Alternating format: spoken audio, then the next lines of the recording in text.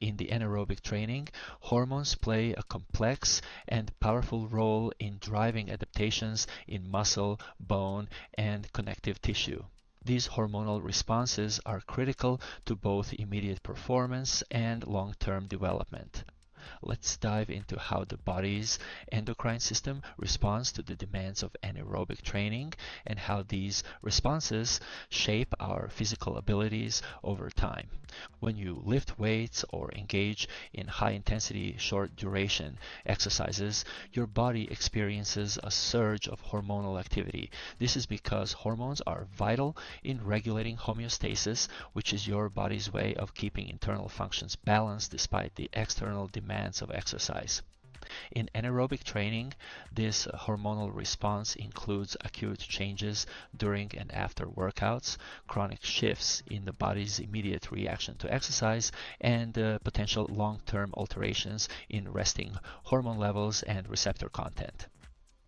Imagine you're doing an intense set of squats. Almost immediately, your body begins releasing a series of anabolic hormones to help manage the physical stress. Key hormones like testosterone, growth hormone, and cortisol surge in concentration for up to 30 minutes post-exercise. This quick hormonal response is especially pronounced when exercises involve large muscle groups or when workouts combine moderate to high intensity with short rest intervals. These hormones are responsible for signaling your body to repair and grow muscle tissue, and their levels fluctuate as they stabilize in response to your body's need for recovery. The connection between hormone levels and workout structure is clear. For example, high-intensity workouts lead to a buildup of lactate and hydrogen ions, which in turn influence the release of growth hormone and cortisol. Research even shows that free testosterone levels are higher in men who regularly train with resistance exercises compared to those who primarily engage in aerobic training. For women, there is typically a less pronounced increase in testosterone after anaerobic workouts, but it still plays a role in the recovery and adaptation process. One particularly interesting hormone, insulin-like growth factor 1, acts as a messenger for growth hormone.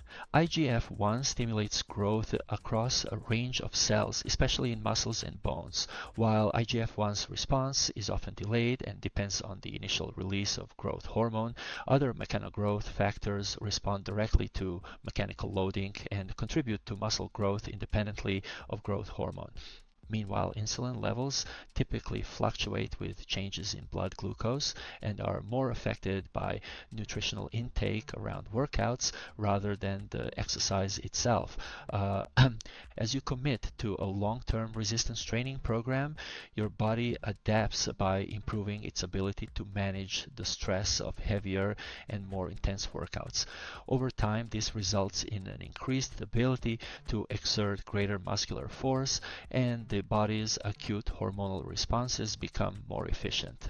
For example, growth hormone release patterns change as your body becomes better at handling the higher demands of strength training, allowing you to sustain more challenging workloads. These adaptations reflect the body's remarkable ability to grow stronger and more resilient in response to repeated stress. The shifts in acute hormone responses to a workout are an indicator that your body is better equipped to meet the demands of progressive overload, the gradual increase in weight or intensity over time. Unlike the dynamic hormonal spikes during and after a workout, resting hormone levels are less likely to show dramatic changes in response to long-term anaerobic training. So for hormones like testosterone, growth hormone, and IGFI, resting levels tend to stay relatively stable with only minor fluctuations based on factors like recent training volume, intensity, and nutrition. The absence of significant changes in resting hormone levels suggests that the hormonal spikes during and immediately following exercise are sufficient for muscle adaptation. Interestingly, Chronically high levels of certain hormones can actually be counterproductive, as continuous exposure can lead to receptor downregulation. This concept is evident in conditions like type 2 diabetes, where constant high insulin levels lead to reduced muscle sensitivity to insulin. And for this reason, it's generally more effective to maintain periodic hormone spikes from exercise rather than sustain elevated levels continuously. For hormones to work, they must bind to specific receptors in target tissues. Androgen receptors, ARs, for example, play a crucial role in how testosterone interacts with muscle tissue. These receptors can upregulate or increase in number in response to resistance training.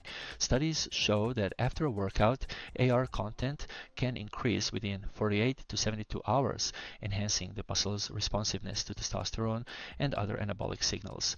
The intensity and volume of a workout can influence receptor changes. For example, one study found that a single set of squats did not affect AR content, but 6 sets led to a temporary decrease in ARs before an eventual increase. Interestingly, taking a protein carbohydrate supplement before and after training can help maintain AR levels, preventing the temporary drop seen with high volume workouts. Anaerobic exercise, especially resistance training, also impacts cardiovascular and respiratory function, both in the short term and over long-term training. So during a high intensity workout, heart rate, stroke volume, and blood pressure all increase significantly, particularly during the most challenging portions of an exercise like the concentric lifting phase of a lift. The Valsalva maneuver, holding your breath during a heavy lift, further increases intrathoracic pressure, leading to a momentary drop in venous return and elevated cardiac output during the eccentric lowering phase or rest periods. The cardiovascular response varies depending on factors like exercise intensity, rest period length, and muscle mass involved. Heavy resistance workouts reduce blood flow to the working muscles due to muscle contraction, which restricts capillary circulation. When the muscles relax during rest periods, blood flow surges back, delivering essential nutrients and oxygen to the muscles. This periodic reduction and restoration of blood flow contribute to muscle growth by creating a challenging environment that encourages adaptation. In the long term, resistance training can lead to improvements in resting heart rate and blood pressure, particularly in individuals with higher baseline levels. Regular resistance training also slightly increases stroke volume and can positively affect lipid profiles, although these changes are modest compared to those from aerobic training. Bodybuilders who often incorporate aerobic exercise into their training exhibit changes in cardiac dimensions, such as increased left ventricular wall thickness. However, unlike aerobic training, anaerobic exercise doesn't significantly increase left ventricular chamber size, reflecting the unique cardiovascular demands of resistance-based activities. Balancing aerobic and anaerobic training can be challenging because these two forms of exercise have different effects on the body.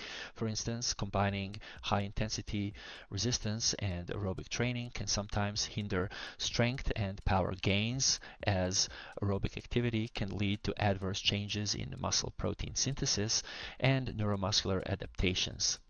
Studies show that when resistance and aerobic training are performed on the same day, particularly in consecutive days without rest, aerobic exercise may interfere with power development. However, when these training sessions are spaced apart, the negative effects tend to decrease. The sequence of exercise is also important, as resistance training followed immediately by aerobic exercise can diminish power and strength gains, whereas allowing recovery time between sessions mitigates this effect.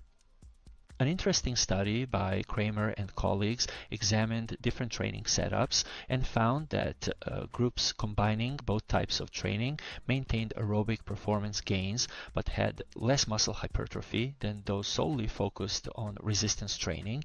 Notably, the group that performed resistance training only had greater power gains, underscoring the potential trade-offs when trying to maximize both strength and endurance.